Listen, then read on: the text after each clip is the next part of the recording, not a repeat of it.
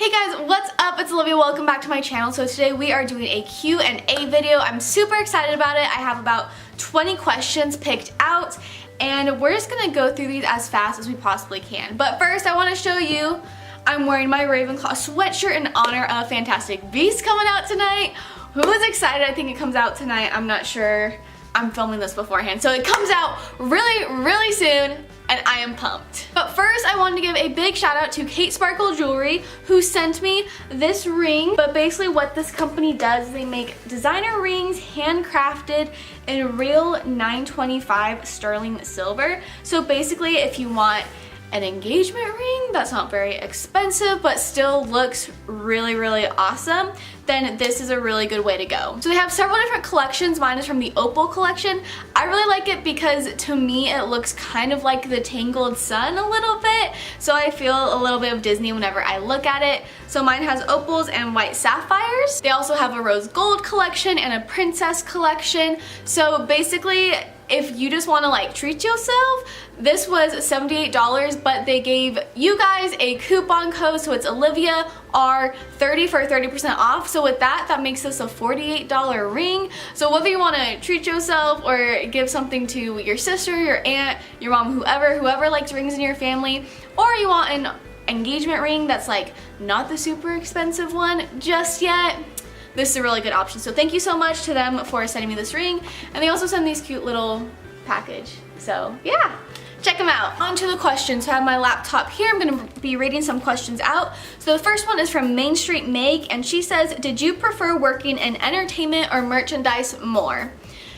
That's a really hard question because they were both so different. So in entertainment, my job was literally my boss would tell me, go have fun. Go make magical moments, go make memories for guests, go have a good time. Whereas in merch, it was, we want to hit X amount, so make sure you push the autograph books and the pens. And it was like, whoa, this is really different, like actually being told, hey, we have this set goal we want to meet it. That being said, being in entertainment was really taxing physically as well as emotionally. It's hard like touching people and hugging people all day and being super energetic. Whereas in merchandise, it was more just like standing on my feet and talking to people. So there are very different aspects of the job. I didn't necessarily like one more than the other. I think both would be really fun part-time. The next question is from Amanda Cooper, and she says, I know it's only your first year of grad school, but do you see yourself staying in the area after you graduate or move back west or Florida? So yep, you guys should know by now I am currently in my first semester of my master's degree here at Penn State. I'm studying media studies, media effects, media psychology. Yeah, so right now it's still up in the air whether I'm just gonna be done after my master's or if I want to stay here for my PhD, which would be basically from now like another 4.5 years of being here, or go somewhere else for a PhD. At any rate, by the time I'm done with school, honestly it depends on how I'm liking this weather. So today there's actually snow on my balcony right now. The snow that was in the parking lot and everything already melted, but my balcony is covered in snow right now. But it depends. I do not plan on moving back to Florida ever. I think it's a really fun place to vacation, but I never plan on living there again. I do not plan on going back west. But you know, I don't like tornadoes, I don't like hurricanes, don't think I'm gonna love all this crazy cold weather, so it's, you know, I'm gonna have to find a good place that's a good mix of everything that I'm looking for. Follow up to that, Megan and the Mouse asks, do you have any plans to one day return to the Disney company? I do not. So a couple people also asked if I was planning on doing a DCP in the future again. The answer to that is no. So obviously like we'll see what happens if any summer internships come up or something like that, but I highly doubt it. No, at this time I do not have any plans. This is another question I got so often. It says, when on your program did you ever befriend a person on the cultural representative program? So I kept getting so many questions about that. So during my first program I did know a girl who I worked with a couple of times. We were friends on Facebook and Instagram. She's from Australia, so she was really the only like international cultural representative that I met my first program. And then the second time we did have quite a few girls from Australia, and then another girl from Ecuador or El Salvador. I'm pretty sure it's El Salvador. We're really good friends, work friends.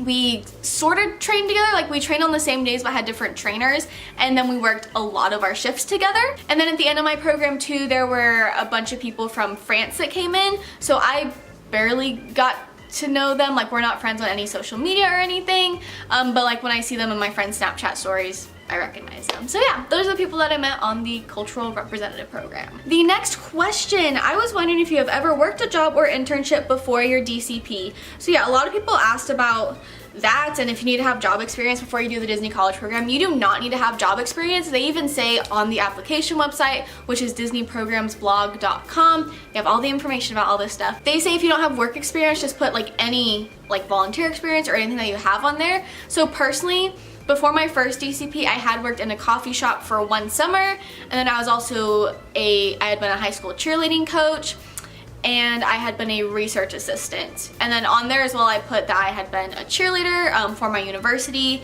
You don't have to have like worked in the industry before or have experience, you know, performing to be a performer, or in merchandise to be considered for retail. So yeah, I just had those kind of odd jobs. Going along with that, Madison asks, my question is, how did you initially find out about the DCP, and what steps did you have to take to get into the program? So I initially found it because my sister, on spring break of, I don't remember, I want to say my junior year of high school, she watched on YouTube Confessions of a Former Disney Princess by Jennifer Oakes, and then she was like, hey, this is really cool, you should watch this. So I watched it. And then the recommended video after that was Ashlyn in Wonderland, and she had just auditioned for whatever season that was. Wait, she did spring, so when did I see this video? I don't know, but anyway, it was her audition for her college program, and so I followed her along. Then each season I followed different YouTubers who were doing the DCP, so that's how I found out about it. And then to get in, you just apply on the website, so it's pretty simple. A lot of people asked as well, like, how hard is the application? I don't know. I got in both times really quickly, so you just do the initial application, which is like work experience and like your name and your address and things for them to do like a quick little just scan through to make sure there's no like red flags. And then you do a web-based interview that is also like you just have to pick the correct answer, and there are millions of videos on that, so just search web-based interview. I even have a web-based interview tips video. So that, and then you get scheduled for your phone interview, and then you have that, and it all goes well. And then my first time I then auditioned, and then went, yeah. Anyway, so I don't really know how to explain like how hard it is. I don't have percentages for you, but yeah, my roommates and I both got in no problem both the times that we applied. Moving on, this person wants to know how you budgeted while you were down there, how much were you able to save, how much you spent on souvenirs, food, etc. So during my first program, we lived in the cheapest housing complex, so we were paying like $90 a week for rent. And then I had overtime every single week. So between my shifts that were over 8 hours or working more than 40 hours in a week, I was getting overtime every single week. So it was no problem for me to save on my first program. Also, I wasn't able to eat any food in the parks at all, so that helps a little bit, although I was spending like $80 a week on groceries. So that kind of balanced out. But for that program, I saved $1,000, and that was after going to Universal for a day, buying my plane ticket home, buying all the souvenirs that I wanted. However, that was, you know, over a 4.5 month span. So this time around I was down there for what, 8 weeks, 8 to 10 weeks. And so there was still up through like week 5 and week 6, I was still having to buy things like black socks for work, or more towels, or just random things that you still need to live. So I hadn't really gotten to that point where I could start saving stuff because I was still like getting settled in. Also, this time around I worked a lot fewer hours, so my hours were more so in like the 30s range rather than the 50s range like my previous program. And we lived in the most expensive housing, so we paid $120 something or $130 a week for rent. So that was, you know, $30 to $40 more than I had been spending per week on the previous program. So this last time I did not save money at all. Like, thankfully, you know, I have money saved up, and so I was able to buy things, but I still did not buy everything I wanted because I just didn't have the money for it this time around. But again, I think a large part of that was the fact that I was there for such a short amount of time. There wasn't really time to get settled and actually save money. We're gonna switch over to a couple from my Instagram story that were sent in. So sorry, I don't know who asked what, but one person said, what is one thing you miss about both of your programs? My roommates. Faux show.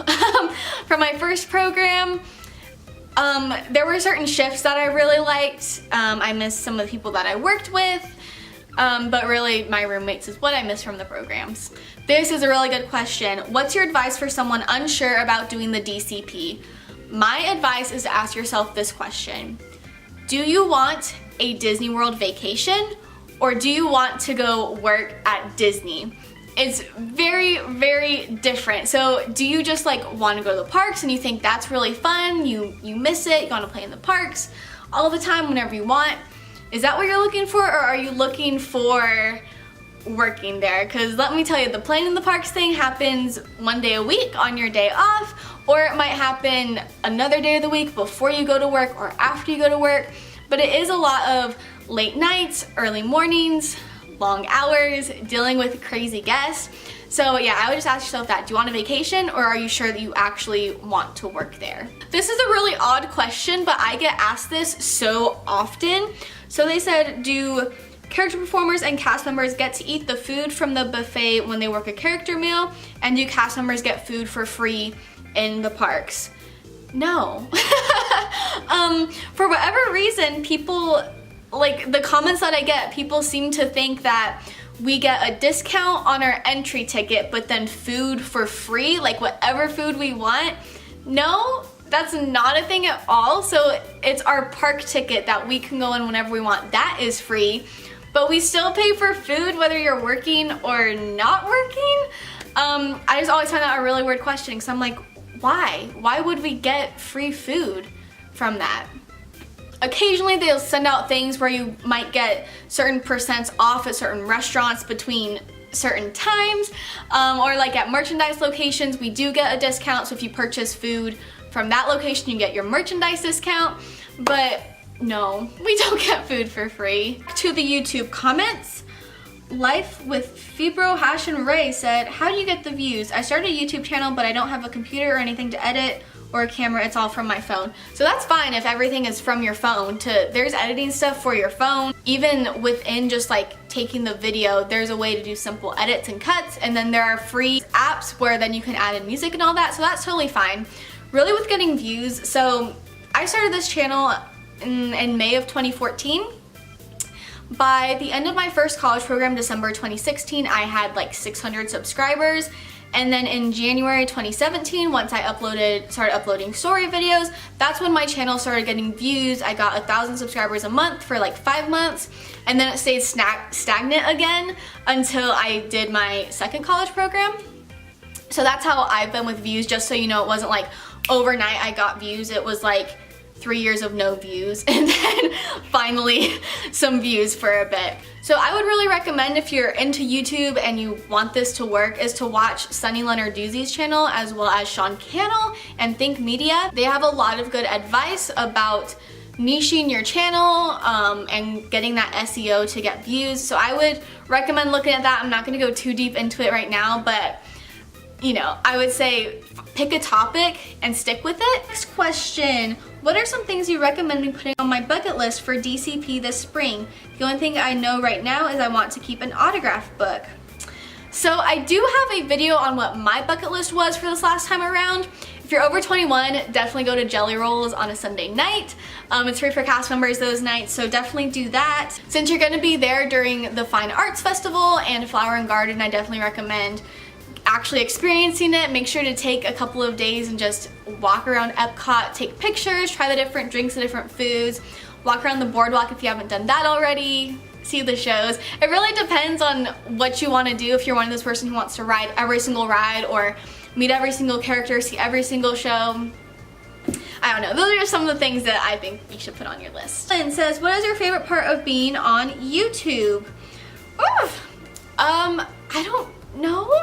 I guess, well, I really like making videos. Like, that's really fun for me. I really like doing kind of tips videos where based off of my experience, something that I've learned, I can then share to help other people when they go through that same experience, like to make it easier for them so they don't have to repeat what I did. I don't know. I think it's cool that if I make a tips video, then someone else could benefit from it. I don't know. Does that make sense? That's what I like about being on YouTube. Another Instagram question. Were you ever body shamed when you were friends with a character on the DCP? No, I was not. And that's what's very interesting, and obviously I can only speak on behalf of my experience and my specific role and the places that I worked and people that I worked with. But for my role specifically, what the different things I was assigned to do, there were like all body shapes and sizes. So there were people who had the same body type as me, there were people who were 15 pounds lighter, there were people who were 15 to 20 pounds heavier. There's literally all shapes and sizes. People don't judge, people didn't judge. There's some other things that I like want to say, like even people who are friends with princesses are not perfect, and it was really interesting like overhearing certain conversations. Performers and those in entertainment don't necessarily have like perfect bodies. Yeah, I don't know. Everyone's human, so yeah, I never felt that way in entertainment, thankfully. Next question from Lizzie. My husband and I have been pondering the idea of moving to Florida, Orlando specifically. In general, how did you like living in Florida, and would you ever consider living there again? So I would not consider living there again, but I do think it's a great place to vacation, so anytime between November and May is in the future when I would consider going to Florida. If you live in Florida and you want to give Lizzie advice, go ahead and comment it down below. I did like Orlando because I loved how like spread out it was. It's a good location in terms of hurricanes because it's more inland. However, Orlando is very touristy, so you have to know that like the drivers are insane, and I don't know if that's a Florida thing or just an Orlando thing, but especially because you have people from all over the states vacationing, from all over the world vacationing and renting cars. You've got new people working there. It's insane like in that terms. So as long as you know and are aware that you're going to a really big touristy area, like would you guys call it like the tourist capital of America? Would that be a fair assessment of Orlando? Like of course people are going to visit like New York City and San Francisco, but like those cities have other things going on, whereas Orlando is like the theme parks and a university. So I don't know, I'm not gonna say yes, move there, no, don't move there. That was just my experience. I thought it was really fun as like a 20-something-year-old living there. I think there's a lot to do. It's a really enjoyable time, but yeah, just keep in mind that it's super duper touristy. Brooke asked, hey Brooke, what is your favorite photo spot in Disney World? So I am still totally a photo spot newbie. So I love the toothpaste wall and the bubblegum walls in Epcot. Those are probably my favorite spots. I also love when you're in the Germany Pavilion. So like, here's the walkway, right? The Germany Pavilion's back here, and then the water's up front. There's this little section where there's like kind of little gate thingy. There's just a little area that goes into the water a little bit. And so if you stand there and your friends take a picture of you, then like the Epcot ball is in the background and the lake. And I just think that's a really pretty spot, especially if we have portrait mode, so it's like kind of blurred in the background. We're almost done, guys. Thanks for hanging in there. Only a few more questions.